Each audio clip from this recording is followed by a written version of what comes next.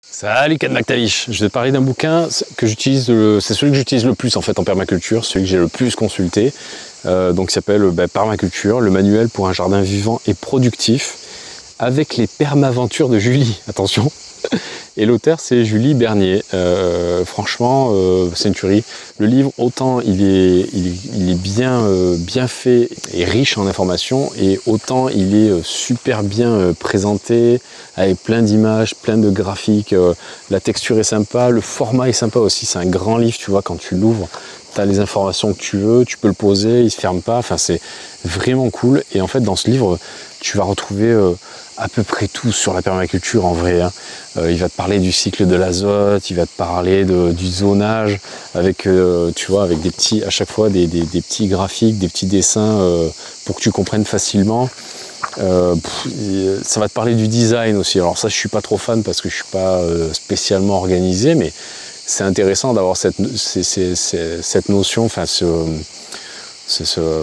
comment dire, ces connaissances-là. C'est intéressant de voir ce qui est possible de faire pour optimiser sa production au jardin, quoi. Après, ça va te parler. Enfin, ce qui est bien, c'est que ce livre s'adapte aussi à ta surface, à tes besoins, à ce que tu veux faire, tu vois. Ça va aussi bien parler à un citadin, tu vois. Là, par exemple, tu as le design pour le balcon, là. Pour le balcon, et aussi tu as un petit jardin particulier, tu as voilà, quelle quantité tu veux produire versus un agriculteur qui veut produire énormément, comment adapter, quoi, comment gérer les déchets, comment faire du compostage, quels outils il te faut pour te lancer dans la permaculture.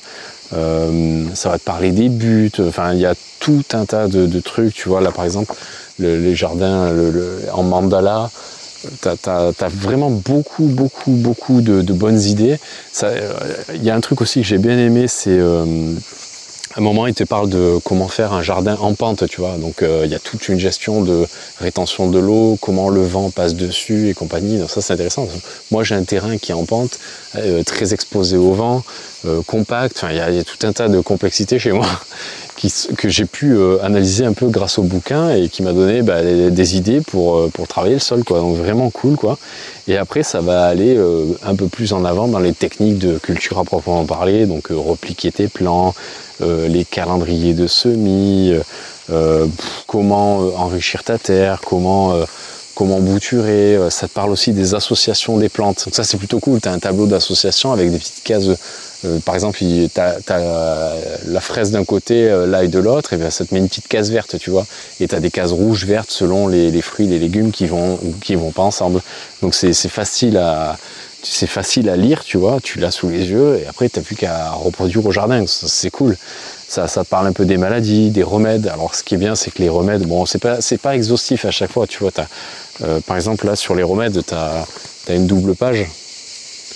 Tu vois, tu as une double page et puis c'est tout. Donc c'est pas exhaustif, ça couvre énormément de sujets, pas forcément tout le temps de façon exhaustive, mais quand même ça va à l'essentiel, tu vois. Les traitements, il n'y a pas de traitement chimique, c'est que des choses naturelles, donc c'est plutôt cool. Tu sais que en prenant ce bouquin-là, ça va pas te corrompre. C'est pas comme je t'ai présenté un bouquin là, à un moment donné là sur la chaîne, c'était les solutions de biocontrôle, et là il te prend en traître le livre, quoi. Il te fait croire que c'est naturel et compagnie, et puis de temps en temps tu as des traitements un peu chimiques dedans qui sont discutables.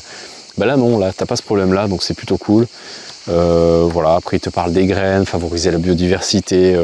Non franchement, les abeilles aussi, tu vois, tu as des trucs de sensibilisation où il va te dire voilà, les abeilles représentent qu'est-ce qu'il dit là, les taux de mortalité des abeilles, comment faire une ruche, machin, comment soutenir les abeilles. Enfin, tu vois, c'est vraiment un livre qui est plutôt complet, franchement. Après, tu as des tableaux récapitulatifs à la fin, tu as la saisonnalité des fruits et des légumes, tu vois. Non, franchement, si tu devais prendre un bouquin sur la permaculture, je pense que tu pourrais prendre facilement celui-là. Vraiment, il est cool, il est plutôt exhaustif. Après, il y a des trucs voilà, que tu vas compléter avec d'autres bouquins ou avec d'autres informations. Mais pour démarrer, celui-là, il est vraiment très bien. Ouais, si je devais t'en conseiller un seul en permaculture, ce serait lui. Il est vraiment cool. Tu te noies pas dans les informations. C'est très bien chapitré.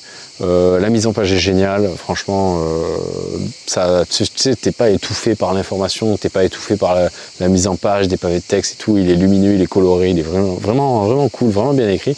Et en plus, 16 €, quoi. Franchement, c'est c'est donné quoi, pour ce qu'il y a dedans, la générosité du bouquin. Je trouve que 16 € c'est pas cher du tout. Donc ouais, franchement, je te recommande ce bouquin. Je pense que c'est un must-have en permaculture. Après, Julie Bernier, j'ai pas trop regardé. Je sais pas si c'est quelqu'un de référence parce qu'il y a beaucoup de gens maintenant qui font des livres sur la permaculture. Mais moi, je l'ai trouvé vraiment bien. Le livre, l'objet livre est vraiment cool. Je te recommande. Franchement, c'est un truc à avoir sur ta bibliothèque si tu veux te lancer un peu dans la permaculture, le jardinage, il est vraiment cool. Voilà, je te dis à la prochaine. Ciao.